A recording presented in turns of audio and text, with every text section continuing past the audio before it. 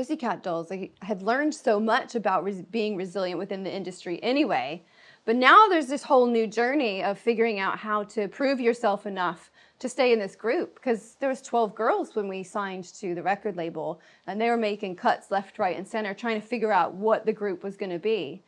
And so luckily I had proved myself to a point. We get to Don't Ya, you know, this massive hit worldwide. But Robin wasn't so sure that I sort of still deserved my role. I had really bad acne. So talk to me about this. Oh, what did you call it to me earlier? Yeah, cystic acne. Cystic acne, that was it. Talk to me about. So that's not just bumps, that's like huge welts on your face. Like it's horrific. I actually Googled that after you told me, and I was shocked. It was so bad that I knew when somebody would look at me that they couldn't see my face, because most people couldn't see past just the really bad marks all over my face. And yeah, that had Robin sort of talking to me about, you've got to get this under control, because they won't take you into the group if you know, you carry on looking the way that you do. So I'd be obsessively getting like microdermabrasions and chemical peels and trying to figure out how in the world I was going to get rid of this, because this is like my dream to be, you know, a Pussycat Doll and tour worldwide and be in this music video. Like I wanted it so bad. But I remember going to the MTV Asia Awards, there was still 12 of us in the group, and even a makeup brush touching my skin was like, it would make me wince because it hurt so bad. Yeah, it must be really painful. Really painful. But did you always have this acne, or was it at a certain point that it developed and got worse? Yeah, just in my 20s it came. Like I had lovely skin as a teenager. Those are the years you're supposed to get it out of the way.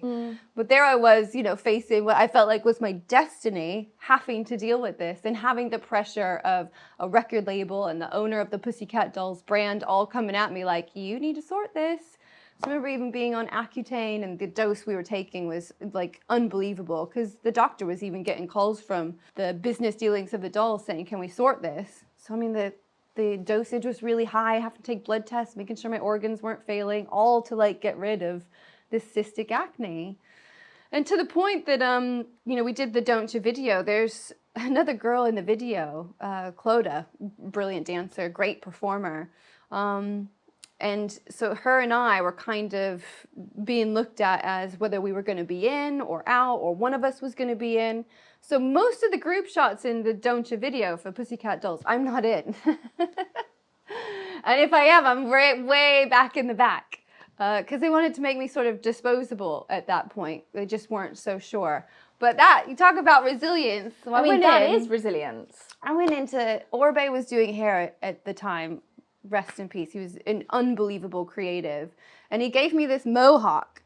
And they're like, I remember. I remember. It's actually in your bathroom. Yes. Yeah. And Andrea Lieberman, was it Lieberman? Same stylist as Gwen Stefani, came with the most like cool ideas of how they were going to rebrand the Pussycat Dolls, and I was going to become Punk Doll. She was like, you've got such a sweet face, we're going to edge you out and like really give you a thing. I love that. I love playing characters. Like that's what makes my heart sing. Again, like being a performer, I love to like create. And so I come walking out of this, of the trailer with this mohawk and this like punk doll look, and I was feeling myself. And I was like, I just felt like this was a moment to really prove why I needed to be in that group. Like, this group needs me. And so every single scene, I would dance my heart out. I remember going on my stomach. There's still the shot in it of this banister. It was a 40-foot banister. I'm on my stomach sliding down the banister with my mohawk and jumping down and getting straight into choreography. We were doing this trampoline bit and jumping up and trying to splay out so that the camera could get the most amazing shot before it landed, and hitting my head on the wood bit as I came down. But I was just out for blood. I was so hungry to prove myself and be resilient enough to show that this group needed me.